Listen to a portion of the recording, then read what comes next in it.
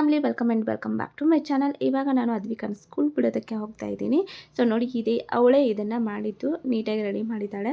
And ಇವಾಗ ನಾನು next day ಮತ್ತೆ ಸ್ಕೂಲ್ ಬಿಡೋದಕ್ಕಂತ ಹೋಗ್ತಾ ಇದ್ದೀನಿ. ಸ್ಕೂಲ್ಗೆ ಬಿಟ್ಟು ಬಂದು ಮತ್ತೆ ನಾನು ವಾಪಸ್ ಕರ್ಕೊಂಬರಕ್ಕೆ ಕೂಡ ಹೋಗ್ತಾ ಇದ್ದೀನಿ. ಸೊ ಹಂಗಾಗಿ ನನಗೆ ಫ್ರೀನೇ ಇರೋದಿಲ್ಲ. ಸ್ವಲ್ಪ ಹೊತ್ತು ಫ್ರೀ ಇರ್ತಾಯಿತ್ತು, ಮತ್ತು ಇವಾಗಂತೂ ಅದು ತುಂಬ ಬ್ಯುಸಿ ಆಗಿಬಿಟ್ಟಿದ್ದೀನಿ. ಆ್ಯಂಡ್ ಹಾಗೆ ಒಂದು ಕಡೆ ಹಾಗೆ ಹೊರಗಡೆ ಹೋಗಿ ಬಂದ್ವಿ. ಸೊ ನೆಕ್ಸ್ಟ್ ಡೇ ಕೂಡ ಮತ್ತು ಅಗೇನ್ ಸ್ಕೂಲ್ಗೆ ಹೋಗ್ತಾ ಇದ್ದಾಳೆ ಇವಾಗ. ಸೊ ಮಾರ್ನಿಂಗ್ ಏಳ್ಸೋಕ್ಕೆ ಮತ್ತು ಅವ್ಳು ಟಿಫನ್ ಮಾಡಿಸೋಕ್ಕೆ ತುಂಬ ಕಷ್ಟ ಆಗುತ್ತೆ. ಸೊ ಮಾರ್ನಿಂಗ್ ಎದ್ದ ತಕ್ಷಣದಿಂದ ಅವಳನ್ನ ವಾಪಸ್ 10:30 ಅಲ್ಲಿವರೆಗೂ ಫುಲ್ ಬ್ಯುಸಿ ಇರ್ತೀನಿ. ಮತ್ತು ವಾಪಸ್ ಮನೆಗೆ ಬಂದು ಮತ್ತೆ ಕೆಲಸ ಎಲ್ಲ ಮಾಡಿಕೊಂಡು, ಸೊ ನೋಡಿ ಕ್ಲೀನ್ ಎಲ್ಲ ಮಾಡಿದ್ದಾನಲ್ಲ, ಮತ್ತೆ ಎಲ್ಲ ಕೆಲಸ ಮಾಡ್ಕೊಂಡು ಇವಳು ಕರೆಯೋಕ್ಕಂತ ಹೋಗ್ತೀನಿ. ತುಂಬ ಟಯರ್ಡ್ ಆಗಿದೆ ಅಂತೆ, ಆ ರೀತಿ ಆ್ಯಕ್ಟಿಂಗ್ ಮಾಡ್ತಾ ಇದ್ದಾಳೆ. ಸೊ ಬಂದು ಬ್ಯಾಗ್ ಇಟ್ಲು, ಅದಾದಮೇಲೆ ನೀರು ಕುಡಿದು ಈ ರೀತಿ ಕೂತ್ಕೊಂಡಿದ್ದಾಳೆ, ಸ್ವಲ್ಪ ರಿಲ್ಯಾಕ್ಸ್ ಮಾಡ್ತಾ ಇದ್ದಾಳೆ. ಸೊ ಹಾಗೆ ಒನ್ಸ್ ಅಗೇನ್ ಅಂತ ಹೇಳಿದೆ. ಹಾಗೆ ನಾನು ನಾರ್ಮಲಾಗಿ ಶೂಟ್ ಮಾಡ್ತಾ ಇದ್ದೆ, ಈ ರೀತಿ ಆ್ಯಕ್ಟಿಂಗ್ ಮಾಡಿದ್ಲು. ಆ್ಯಂಡ್ ಒನ್ಸ್ ಅಗೇನ್ ಅಂತ ಹೇಳಿದ್ದಕ್ಕೆ ಇವಾಗ ನೀಟಾಗಿ ಆ್ಯಕ್ಟಿಂಗ್ ಮಾಡ್ತಾ ಇದ್ದಾಳೆ. ಸೊ ಆ್ಯಕ್ಟಿಂಗ್ ಅಂತೆ ಅಂದರೆ ಈ ರೀತಿ ಮಾಡು ಅಂತಂದರೆ ಅದೇ ಈ ರೀತಿ ಮಾಡ್ತಾಳೆ.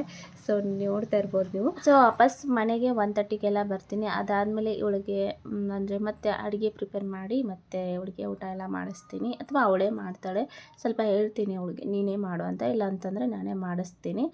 ಸೊ ಎರಡೂ ಥರ ಇರ್ತಾಳೆ. ಒಂದೊಂದು ಸತಿ ನಾನೇ ಬೇಕು ಅವಳಿಗೆ, ಒಂದೊಂದು ಸತಿ ಇಲ್ಲ, ಈ ರೀತಿ ಎರಡೂ ಥರ ಇರ್ತಾಳೆ. ಬಟ್ ಸ್ವಲ್ಪ ರೂಢಿ ಆಗಲಿ ಅಂತ ಅವಳಿಗೆ ತಿನ್ನೋಕ್ಕೆ ಬಿಡ್ತೀನಿ. ಬಟ್ ಮಾರ್ನಿಂಗ್ ಮಾತ್ರ ತಿನ್ನೋದೇ ಇಲ್ಲ. ಮತ್ತು ನನಗೆ ತುಂಬ ಕಷ್ಟಪಟ್ಟು ನಾನು ಅವಳಿಗೆ ತಿನ್ನಿಸಿ ಕಳಿಸ್ಬೇಕಾಗತ್ತೆ ಸ್ಕೂಲ್ಗೆ. ಹಸ್ಬೆಂಡ್ ಅಷ್ಟೇ ಆಫೀಸ್ಗೆ ಹೋಗ್ತಾ ಇದ್ದಾಗ ಮಾರ್ನಿಂಗ್ ಅಷ್ಟೇ ನಂಗೆ ಜಾಸ್ತಿ ಕೆಲಸ ಇರೋದು, ಅಂದರೆ ಬೇಗ ಬೇಗ ಮಾಡಬೇಕು ಅನ್ನೋದಿರೋದು. ಆ್ಯಂಡ್ ಅದಾದಮೇಲೆ ಸ್ವಲ್ಪ ರಿಲ್ಯಾಕ್ಸಾಗಿ ಮಾಡ್ತಿದ್ದೆ, ಬಟ್ ರಿಲ್ಯಾಕ್ಸಾಗಿ ಮಾಡ್ತಾಯಿದ್ದೆ. ಬಟ್ ಇವಾಗ ಹಾಗಿಲ್ಲ. ಅವ್ರು ಹೋಗಿ ಸ್ವಲ್ಪ ಒಂದು ಹಾಫ್ ಆನ್ ಅವರ್ಗೆ ಇವಳು ಹೋಗ್ತಾಳೆ. ಸೊ ಹಾಗಾಗಿ ಬ್ಯಾಕ್ ಟು ಬ್ಯಾಕ್ ಹಾಗೆ ಕೆಲಸ ಬರ್ತಾ ಇರುತ್ತೆ. ಮತ್ತು ವಾಪಸ್ ಹಿಂಗೆ ಮನೆಗೆ ಬಂದು ಕೂತ್ಕೋಬೇಕಂತಂದರೆ ಮತ್ತೆ ವಾಪಸ್ ಕರ್ಕೊಂಡು ಬರೋಕ್ಕಂತ ಹೋಗ್ತೀನಿ. ಸೊ ಹಾಗೆ ಬ್ಯಾಕ್ ಟು ಬ್ಯಾಕ್. ಹಾಗೆ ಇವತ್ತಿನ ದಿನ ಇವಳನ್ನ ಸ್ಕೂಲಿಗೆ ಬಿಡೋದಕ್ಕೆ ಅಂತ ಹೇಳಿ ಸೊ ಇಬ್ಬರು ಸೇರಿ ಕಾರಲ್ಲಿ ಕರ್ಕೊಂಡು ಹೋಗ್ತಾ ಇದ್ದೀವಿ ಇವಳಿಗೆ. ಇವತ್ತು ಮಂಡೇ ಇರೋದ್ರಿಂದ ಇವರು ರಜೆ ಹಾಕಿದ್ರು. ಸ್ವಲ್ಪ ಹಾಗೆ ಕೆಲಸ ಇತ್ತು, ಹಾಗಾಗಿ ಅದನ್ನೆಲ್ಲ ಮಾಡ್ಕೊಳ್ಳೋಣ ಇವತ್ತು ಅಂತ ಅಂದ್ಕೊಂಡ್ವಿ. ತುಂಬ ದಿನದಿಂದ ಅನ್ಕೋತಿದ್ದೆ, ಬಟ್ ಫೈನಲಿ ಇವತ್ತು ಮಾಡ್ತಾಯಿದ್ದೀನಿ. ಏನಿಲ್ಲ, ಅದ್ವಿಕಾ ಪಾಪು ಹುಟ್ಟಿದಾಗ ದುಡ್ಡೆಲ್ಲ ಕೊಡ್ತಾರಲ್ವ ರಿಲೇಟಿವ್ಸು, ಹಾಗೆ ಎಲ್ಲರೂ ಕೊಡ್ತಾರೆ, ಮನೆಯವರು, ರಿಲೇಟಿವ್ಸು ಎಲ್ಲರೂ ದುಡ್ಡು ಕೊಟ್ಟಿರ್ತಾರಲ್ವ. ಸೊ ಹಾಗಾಗಿ ಅವನ್ನೆಲ್ಲ ನಾನು ಒಂದು ಕಡೆ ಎತ್ತಿಟ್ಟಿದ್ದೆ. ಆಮೇಲೆ ನಾಮಕರಣಕ್ಕೆ ದುಡ್ಡು ಬಂದಿರುತ್ತೆ. ಸೊ ಕೆಲವೊಂದು ಬ್ಲೌಸ್ ಪೀಸ್ ಜೊತೆ ದುಡ್ಡು ಹಾಕಿಟ್ಟಿರ್ತಾರೆ, ಬರ್ಡೇಗೆ ಕೊಟ್ಟಿರ್ತಾರೆ. ಸೊ ಹಾಗಾಗಿ ನಾನು ಅವನ್ನೆಲ್ಲನೂ ಕಲೆಕ್ಟ್ ಮಾಡಿದ್ದೆ. 1 ರೂಪಾಯಿನೂ ಮಿಸ್ ಮಾಡದೆ ನಾನು ಕಲೆಕ್ಟ್ ಮಾಡಿದ್ದೆ.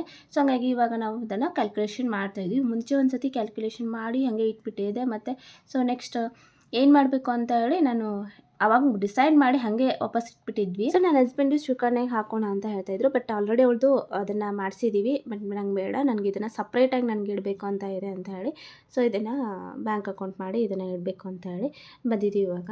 ಅಫ್ಕೋರ್ಸ್ ಎಲ್ಲರೂ ಮನೇಲಿ ಈ ರೀತಿ ದುಡ್ಡು ಕಲೆಕ್ಟ್ ಆಗಿರುತ್ತೆ ಪಾಪು ಹುಟ್ಟಿದಾಗ. ಒಂದು ವೇಳೆ ಕೂಡಿಟ್ಟಿಲ್ಲ ಅಂತಂದ್ರೆ ಸೊ ಆಗಲ್ಲ ಅಷ್ಟೇ. ಬಟ್ ನಾನು ಮಾತ್ರ ಕೂಡಿಟ್ಟಿದ್ದೆ, ಹಾಗಾಗಿ ಕಲೆಕ್ಟ್ ಮಾಡಿರೋದನ್ನೆಲ್ಲ ಬ್ಯಾಂಕಿಗೆ ಇವಾಗ ಹಾಕ್ತಾಯಿದ್ದೀವಿ.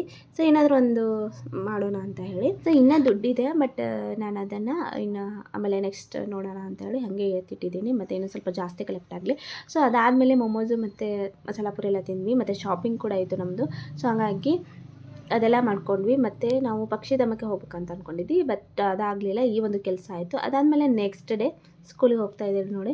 ಸೊ ಇದೊಂದು ಕೆಲಸ ಆಗಿಬಿಟ್ಟಿದೆ ನನಗೆ ಇವಾಗ ಎಕ್ಸ್ಟ್ರಾ. ಹಾಗೆ ಅಲ್ವಾ, ಡೇ ಬೈ ಡೇ ನಮಗೆ ರೆಸ್ಪಾನ್ಸಿಬಿಲಿಟಿ ಜಾಸ್ತಿ ಆಗ್ತಾ ಇರುತ್ತೆ. ಸೊ ಹಾಗೆ ಇವಾಗ ನನಗೊಂದು ಇದೊಂದು ಕೆಲಸ ಆಗಿದೆ. ಸೊ ನೋಡಬೇಕು, ಹಾಗೆ ಹೋಗ್ತಾ ಏನೇನು ಜಾಸ್ತಿ ಕೆಲಸ ಬರುತ್ತೆ ಅಂತ ಹೇಳಿ ವ್ಲಾಗ್ ನೋಡ್ತಾ ಇರಿ, ನಿಮಗೆ ಗೊತ್ತಾಗುತ್ತೆ.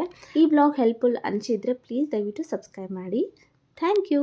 ಸೊ ಹೀಗೆ ವ್ಲಾಗ್ ನೋಡ್ತಾ ಇರಿ, ಹಾಗೆ ಸಪೋರ್ಟ್ ಮಾಡ್ತಾ ಇರಿ. ಮತ್ತು ಸೊ ಕಮೆಂಟ್ ಕೂಡ ಮಾಡಿ, ಇದರಿಂದ ನನಗೆ ತುಂಬ ಹೆಲ್ಪ್ಫುಲ್ ಆಗುತ್ತೆ. ಹಾಗೆ ಲೈಕ್ ಕೂಡ ಮಾಡೋದನ್ನು ಮರಿಬೇಡಿ. ಐ ಹೋಪ್ ಈ ವ್ಲಾಗ್ ನಿಮಗೆ ಇಷ್ಟ ಆಗಿದೆ ಅನ್ಕೋತೀನಿ. ಇಷ್ಟ ಆದರೂ ಪ್ಲೀಸ್ ಲೈಕ್ ಮಾಡಿ, ಕಮೆಂಟ್ ಮಾಡಿ, ಸಬ್ಸ್ಕ್ರೈಬ್ ಮಾಡಿ. Thank you for watching. Bye.